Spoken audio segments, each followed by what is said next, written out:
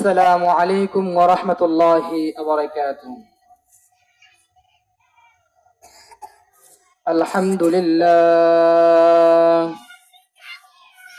الحمد لله نحمده ونستعينه ونستغفره ونعوذ بالله من شرور أنفسنا من يهده الله فلا مضل له ومن يضلله فلا هادي له ونشهد أن لا إله إلا الله وحده لا شريك له وأشهد أن سيدنا ومولانا محمدا عبده ورسوله أرسله بالحق بشيرا ونذيرا بين يدي الساعة من يطع الله ورسوله فقد رشده ومن يعصهما فإنه لا يضر الله شيئا. أعوذ بالله من الشيطان الرجيم. بسم الله الرحمن الرحيم.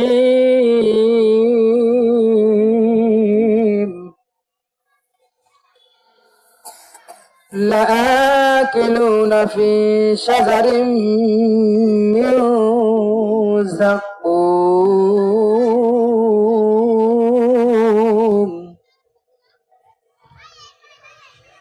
قال رسول الله صلى الله عليه وسلم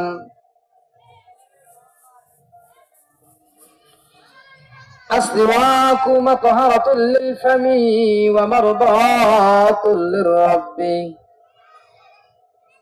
أو كما قال عليه الصلاة والسلام.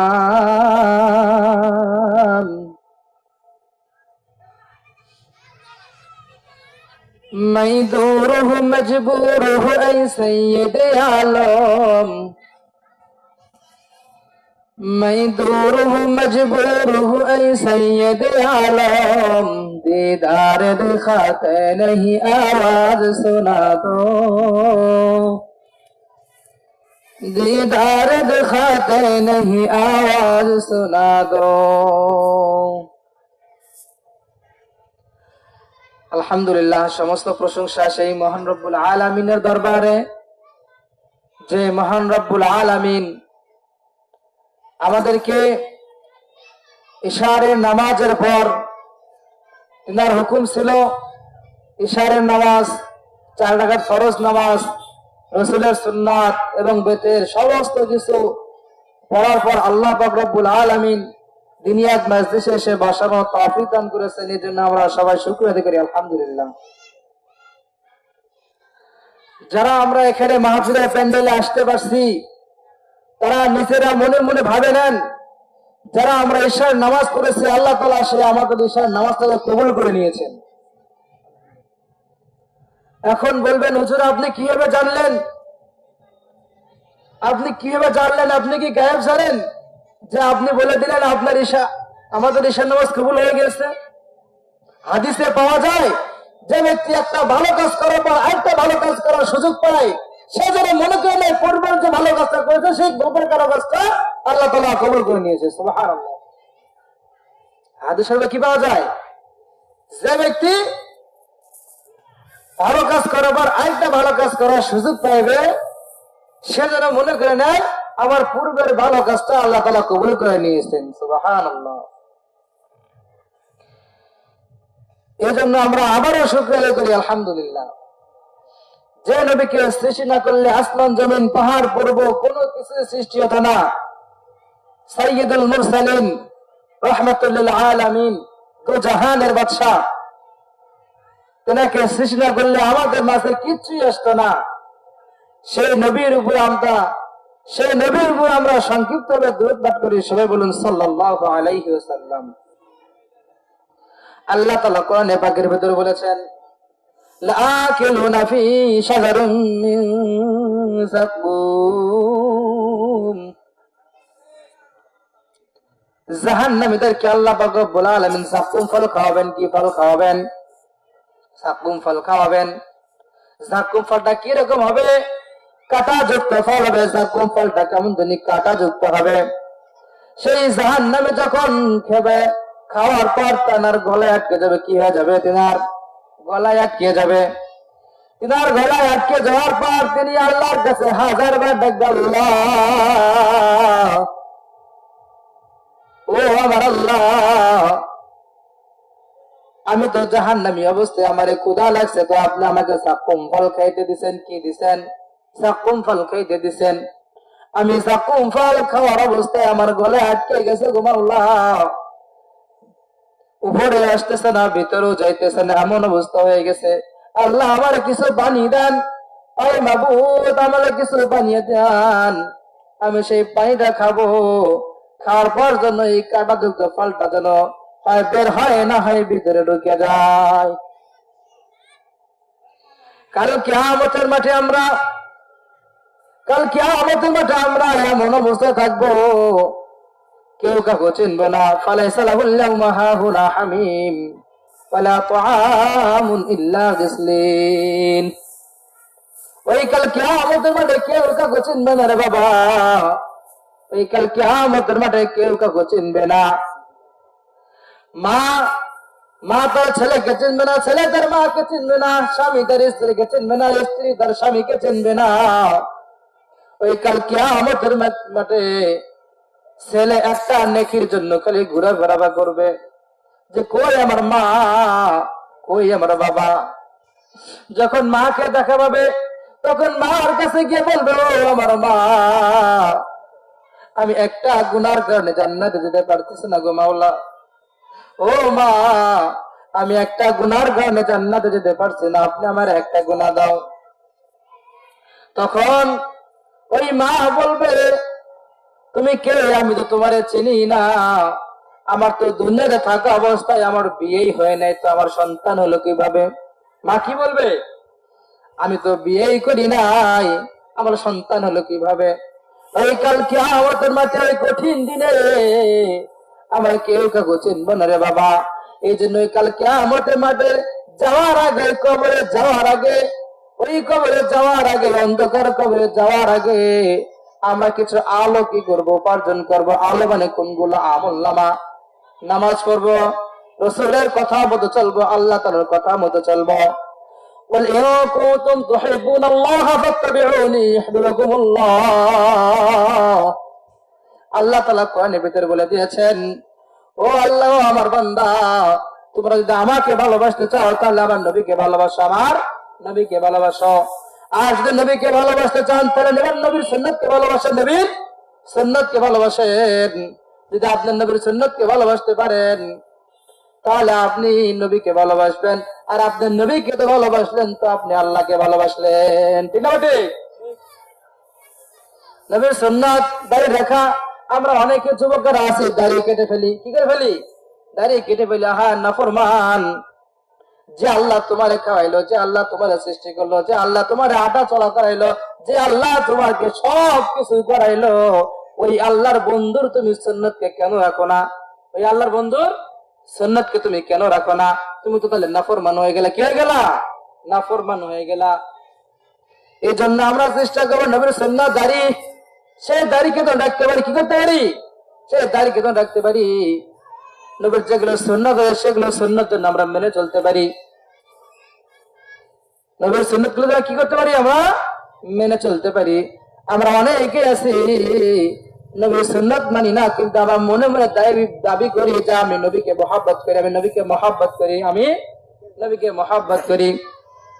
আমি নিজেকে মনে মনে ভাবি যে আমি নবীকে মহব্বত করি, নবীকে মহব্বত করি, কিন্তু আমার ভিতরে নবীর সুন্নতই নেই। হ্যাঁ, আমরা তাহলে কিভাবে নবীর মহব্বত হইলাম? আমরা তাহলে কিভাবে নবীকে ভালোবাসলাম? তার প্রমাণ দেখেন না। এরকম আমরা মনে মনে ভাবি, কিন্তু অন্তরে কি নাই? অন্তরে নবীর মহব্বতটা নাই, ভালোবাসাটা নাই আমাদের।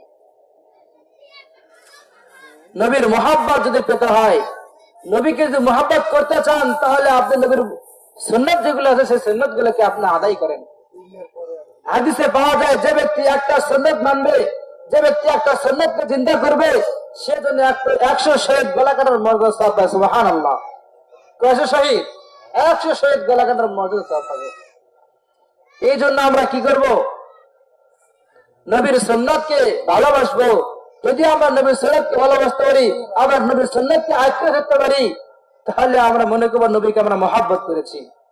শুধু মনে মনে দাবি করলে হবে না যে আমরা নবীকে ভালোবাসি, নবীকে ভালোবাসি, নবীকে মহব্বত করি। কিন্তু এদিকে দেখা যাচ্ছে আপনি দাড়ি কাটতেছেন, এদিকে দেখা যাচ্ছে আপনার মাথায় টুপি নাই, আপনার 5 ওয়াক্ত নামাজ নাই, আপনার কোনো সুন্নাত নাই। তাহলে আপনি কিভাবে বললেন যে আপনি নবীকে মহব্বত করেন? আমরা অনেকে আছে এই কথাটা বলে থাকি যে যদিও আমি নামাজ না পড়ি কিন্তু আমার ইমান ঠিক আছে, আমার ইমান ঠিক আছে। আমরা অনেকে এই কথাটা বলি, আরে বাবা তুমি নামাজই পড়ো না, তো আমার ইমান কিভাবে ঠিক থাকলো? আপনি তো নামাজই পড়েন না, তা আপনার ইমানটা ঠিক হলো কিভাবে? এমনও হাদিসে বলা হয়, এমন এরকম হাদিস আছে যে ব্যক্তি নামাজ পড়ে না, ইচ্ছাকৃতভাবে নামাজ ছেড়ে দিবে, ইচ্ছাকৃতভাবে যে ব্যক্তি নামাজ ছেড়ে দিবে তাকে কাফের ঘোষণা দাও। মুসলমানকে কাফের বলা যায় না, কিন্তু বলতে হয় কি কারণে? যে ব্যক্তি আল্লাহর একটা হুকুমকে অমান্য করবে সে কাফের, সে কাফের। এই জন্য এই হাদিসের উল্লেখে এটাও পাওয়া যায় যে ব্যক্তি ইচ্ছাকৃতভাবে নামাজ ছেড়ে দেয় সেজন্য কাফের।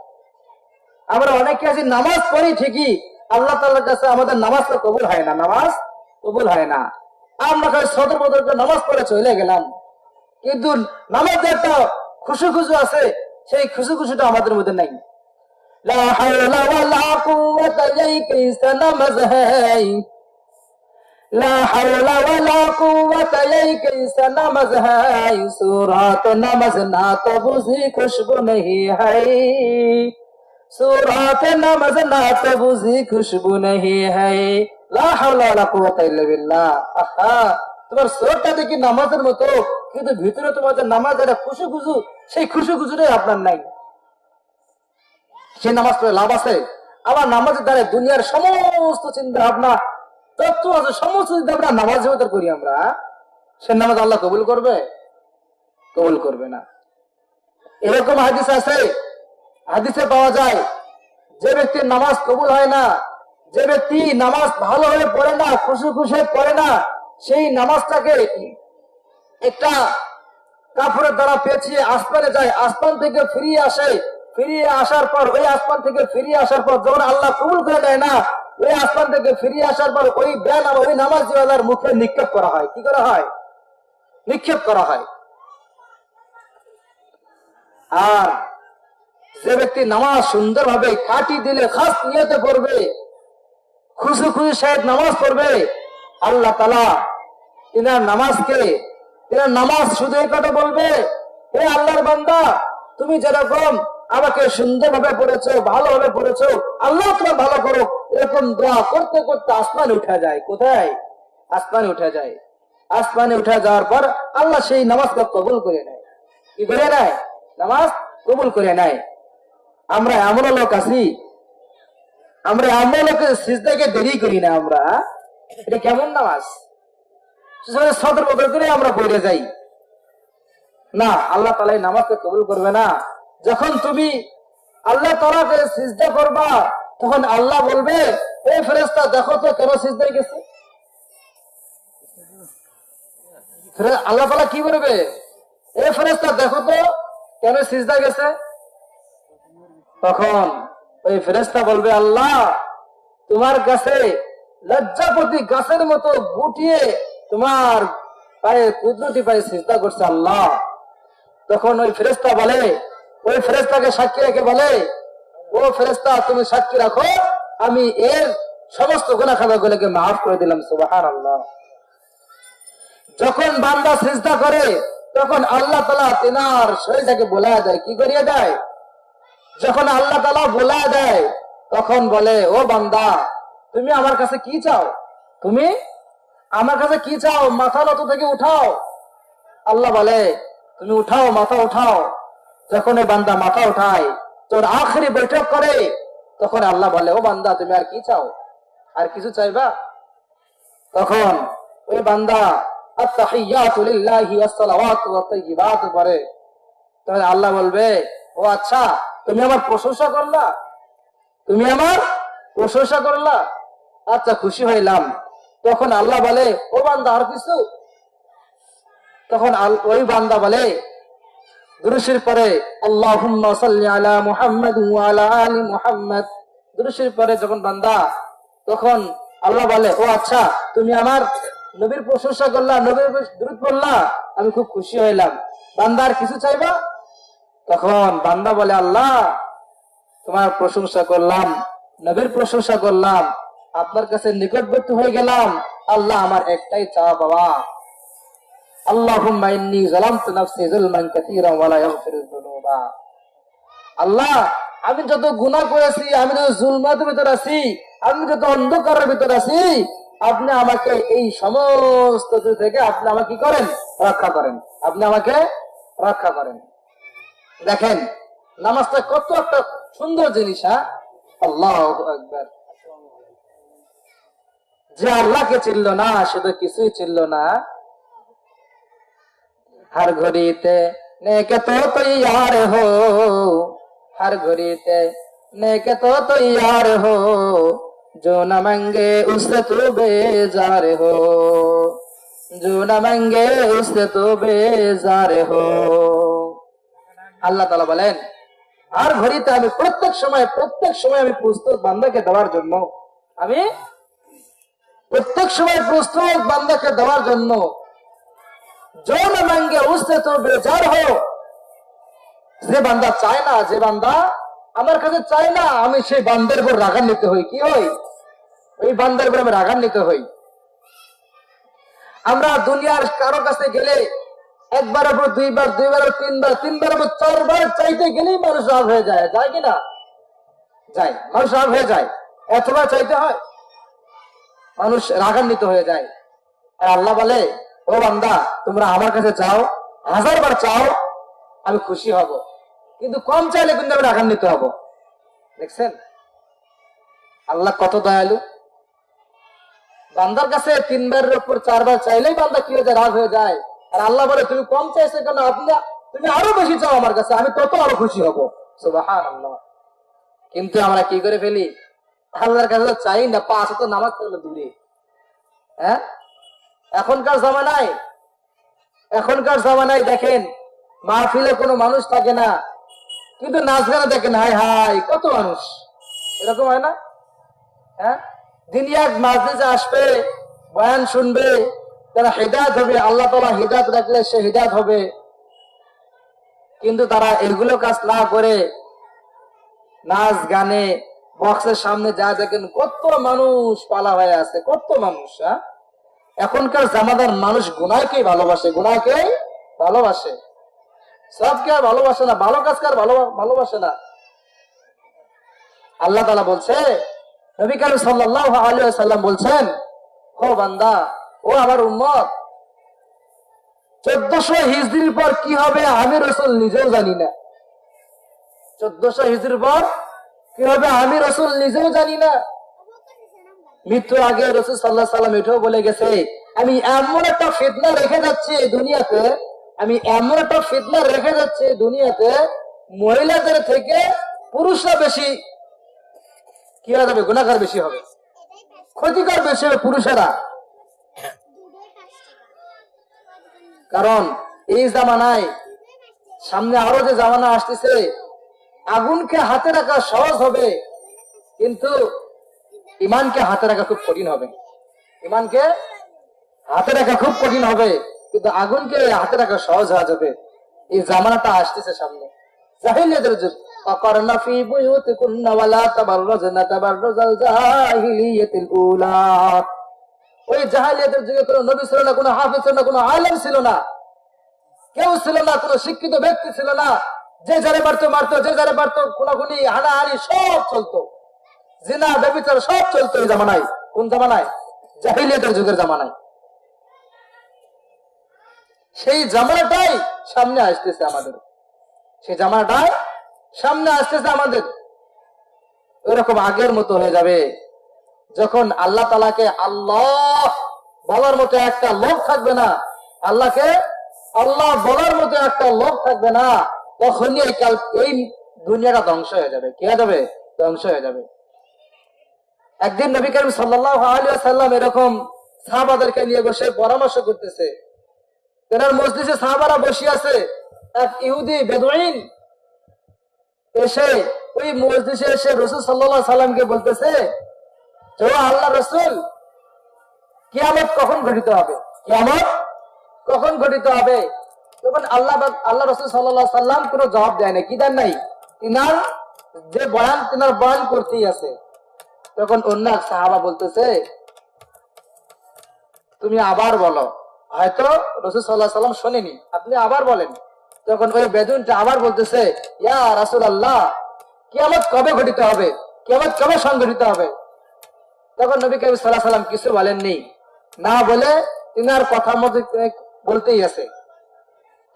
অন্য এক সাহাবা বলতেছে যে আপনি আবার বলেন। বেদুইন কি বলতেছে? আপনি আবার বলেন। হয়তো নবী করিম সাল্লাল্লাহু আলাইহি সাল্লাম শুনতে পারেননি। তখন নবী করিম সাল্লাল্লাহু আলাইহি সাল্লাম ওই বেদুইনটা আবার বলছে যে ইয়া রাসূলুল্লাহ, কিয়ামত কবে ঘটিত হবে? যখন বলছে, বলার পর আর কিছু বলেনি, উনি ওখানে বসে গেছে। যখন নবী করিম সাল্লাল্লাহু আলাইহি সাল্লাম এই সমস্ত কথা থেকে অবসর হয়েছে, কি হয়েছেন? অবসর হয়েছেন, কথা সমস্ত শেষ। তখন সবার লাস্টে গিয়ে বলতেছে, কোন এমন ব্যক্তি আসো এখানে আমাকে জিজ্ঞাসা করলা যে কিয়ামত কবে সংঘটিত হবে? তিনি দাঁড়াও, তিনি দাঁড়াও। তখন ওই যে বেদুইনটা বলছে, তো ইয়া রাসূলুল্লাহ, কবে সংঘটিত হবে কিয়ামত? তখন ওই বেদুইনকে বলতেছে যে হে, ওই সময় কিয়ামত ঘটিত হবে যে সময়ে নিজের আমরা মানুষকে কি রাখি? আমানত রাখি না? ওই সময় কিয়ামত সংঘটিত হবে যে সময় আমানতের খেয়ানত হবে। এখন হইতেছে কিনা? এই জামানায় কিয়ামতের আমানতের খেয়ানত হইতেছে কিনা? অবশ্যই হইতেছে। অনেকে আছে এরকম করতেছে। না, এরকম করা যাবে না। আমানতের খেয়ানত, আমানতটা অনেক বড় দায়িত্ব, অনেক বড় কাজ। আমরা এই আমানতের কেউ খেয়ানত করবো না। আমানতের খেয়ানত যে করবে তার ইমানই চলে যাবে। এই জন্য আমরা সর্বদা চেষ্টা করব আমাদের খেয়ানত না করার, ভালো কাজ করার। নবী করিম সাল্লাল্লাহু আলাইহি সাল্লামের যতগুলো সুন্নাত, সমস্ত সুন্নাতকে জিন্দা করা, সমস্ত সুন্নাতকে কি করা? জিন্দা করা। আল্লাহ এবং আল্লাহ রাসূলের সমস্ত কথাকে মানা, আল্লাহর হুকুম মানা, নবী রাসূলের তরিকায় চলা। আমরা অনেকে আছি এখন এইরকম এই মজলিসে আমরা অনেকেই বসে আছি, আমরা অনেক সমালোচনা করছি, করি না? এরকম আমরা কিন্তু এই কাজটা করে থাকি যে কারো একটা কোনো অল্প কিছু ভুল হয়ে থাকে, আমরা এই ভুল জিনিসটাকে নিয়ে আমরা সমালোচনা করে ফেলি। না, এটা করা যাবে না। যে ব্যক্তি সমালোচনা করবে, একটা ঘটনা মনে পড়লো। এক বুজুর্গ এরকম এক ব্যক্তিকে প্রতিদিন খাদ্য দিত। ওই ব্যক্তিরা কিন্তু ওই বুজুর্গের নামে গীবত গাইতো। কি গাইতো? গীবত গাইতো ওই বুজুর্গের নামে।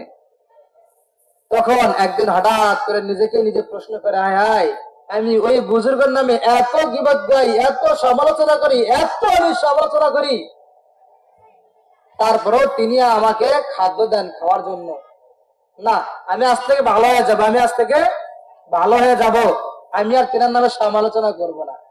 যেদিন থেকে সমালোচনা করা বন্ধ করে দিয়েছে, সেদিন থেকে খাদ্য আসে না। ওই বুজুর্গের খাদ্যও পাঠায় না। কি পাঠায় না? খাদ্য আর পাঠায় না। হঠাৎ করে ওই ব্যক্তির সঙ্গে, ওই বুজুর্গের সঙ্গে দেখা, বলতেছে, ও বুজুর্গ, আমি তোমার নামে যখন গীবত গাইলাম, তোমার নামে যখন সমালোচনা করলাম, তুমি আমাকে কত সুন্দর খাদ্য দিলা, আর আমি তোমার সমালোচনা করা অফ করে দিয়েছি, আর আপনি আমার খাদ্য দেওয়া অফ করে দিয়েছেন, তার কারণ কি? তখন ওই বুজুর্গ বলতেছে যে যখন তুমি আমার সমালোচনা করছো তখন আমি খুশি হয়েছি, খুশি হয়ে আমি তোমাকে খাদ্য দিয়েছি। কারণ কি জানো? তখন বুজুর্গ সাহেব বলেন যে তুমি যত আমলনামা করছো, যত তুমি নেক আমলনামা করছো, ভালো কাজ করছো, যত তোমার সব সমস্ত সব আমার কাছে চলে আসছে, আর আমার যত গুনাহ সমস্ত গুনাহ তোমার কাছে চলে গেছে। সুবহানাল্লাহ। দেখছেন কিরকম? এর জন্য মানুষের নামে আমরা কোনোদিন সমালোচনা করব না। মানুষের নামে আমরা কি করবো না? সমালোচনা করব না। যে ব্যক্তি অন্যের গুনাহকে নিয়ে খোঁটা দেবে, যে ব্যক্তি অন্যকে নিয়ে সমালোচনা করবে, যে ব্যক্তির সমালোচনা করার যে উনি এরকম নয়, ওই কাজটা উনি করেও নাই, তারপরেও যে খোঁটা দিবে এই কাজে, ওই গুনার কাজে খোঁটা দেবে, আল্লাহ তাআলা বলেন, নবী করিম সাল্লাল্লাহু আলাইহি সাল্লামের হাদিসে স্পষ্ট ভাষায় লেখা আছে, যে ব্যক্তি অন্যের গুনাহকে নিয়ে খোঁটা দিবে, ওই গুনাহ ওই ব্যক্তিকে না করা পর্যন্ত মউত আসবে না, মৃত্যু দিবেন না আল্লাহ তাআলা। কি দিবেন না? মৃত্যু দিবেন না আল্লাহ তাআলা। এই জন্য আমরা সর্বদা সেফ থাকবো। কি দেখবো? আমরা সর্বদা সেফ থাকবো যেন আমরা অন্যের সমালোচনা না করি, সমালোচনা করবো না আমরা অন্যজনের। যদি আমরা অন্যের গুনাহকে নিয়ে খোঁটা দেই, তাহলে ওই যে হাদিসটা মনে রাখবেন, যে আমি ওনার নামে আমি খোঁটা দিয়েছি অন্য বিষয়ে, ওই বিষয়টা আমারও মৌতের আগে, মৃত্যুর আগে আল্লাহ তাআলা আমারও ওই কাজের ভিতরে ফেলাবে। তাহলে দেখেন আপনারা ওই কাজগুলো করবেন কিনা। এই জন্য মানুষের নামে সমালোচনা করা যাবে না। এক নম্বর, কি করা যাবে না? মানুষের নামে সমালোচনা করা যাবে না, গীবত করা যাবে না, অন্যর গুনাহকে নিয়ে খোঁটা দেওয়াও যাবে না। আমরা অনেকে আছি, অন্যজন গুনাহ করছে, আমরা অন্যকে গিয়ে বলি, হাই হাই দেখো অমুকের ব্যক্তি, অমুকের বেটা এই গুনাহটা করছে, দেখছেন কেমন নির্লজ্জা বেহায়া। আরে ভাই, ও গুনাহ করছে, আপনি চুপ থাকেন। আপনি কেন ওনার গুনাহ নিয়ে আপনি অন্যকে গিয়ে বলতে গেছেন? ওনার চেয়ে গুনাহ তো আপনারই বেশি হইল। ও যে ব্যক্তিটা গুনাহ করছে তার থেকে বেশি তো আপনারই গুনাহ হইলো, আপনি কেন অন্যকে সমালোচনা করতে গেলেন? এই জন্য সমালোচনা করা যাবে না। আমরা অনেকে আছে কিন্তু সমালোচনা করি, বিশেষ করে হুজুরদের নামে বেশি সমালোচনা করে লোকেরা। হুজুরের একটা সাদা কাপড়ের মতো, কৃষি কাপড়ের মতো, সাদা কাপড়ের মতো, একটা যদি সাদা কাপড় দাগ ভরে, দূর থেকে কিন্তু সে দাগটা স্পষ্ট ভাষায় দেখা যায়। তেমনি হুজুরের একটা যদি কি করে, ভুল করে, ছোট্ট না ভুল করে, এই ছোট্ট না ভুলটাই মানুষের কাছে অনেক বড় হিসেবে প্রকাশ হয়। কিন্তু না, এটা করা যাবে না। কারো একটা ভুল হয়েছে, আপনি তাকে ডাইকে অন্যভাবে গোপন ভাবে আপনি কি করেন, তার ভুলটাকে ধরা দেন। আমরা না কি করি, ওই মুহূর্তে ওখানে আমরা আহাম্মক করে ফেলি, তাকে বেয়াজ্জত করে ফেলি তাকে। না, এই কথা মাথায় রাখতে হবে যে আমি এখন বেয়াজ্জতি করতেছি, সামনে কিন্তু আমারও দিন আছে, সামনে আমারও দিন আছে। এই জন্য রাসূলুল্লাহ সাল্লাল্লাহু আলাইহি সাল্লাম বলেছেন, তোমরা সদা সর্বদা নেক ভাবে চলাফেরা করো, তোমাদের কোনো দোষ আসবে না। আল্লাহ রাসূল সাল্লাল্লাহু আলাইহি সাল্লাম বলেছেন, তোমরা সদা সর্বদা সব জায়গায় চুপচাপ থাকো, তোমরা নাজাত পাইবা। তুমি চুপ থাকো, তুমি নাজাত পাইবা। অন্যজন গুনাহ করছে, অন্যজন করছে, তুমি কি করো? চুপ থাকো, তোমাকে অন্যজনকে বলতে হবে না। যে চুপ থাকবে সেই নাজাত পাবে। সুবহানাল্লাহ। এই জন্য আমরা সর্বপ্রথম কি করবো? নবী করিম সাল্লাল্লাহু আলাইহি ওয়াসাল্লামের সুন্নাতকে মেনে চলবো। তারপরে আল্লাহ রাসূলের হুকুম, আহকাম, কথাবার্তা যেগুলো আছে সমস্ত কিছু আল্লাহ তাআলার মেনে চলবো আমরা। ঠিক আছে? মেনে চলতে পারবো তো ইনশাআল্লাহ? আল্লাহ তাআলা সবাইকে আমল করার তৌফিক দান করুক। আখির দাওয়ানা আলহামদুলিল্লাহি রাব্বিল আলামিন।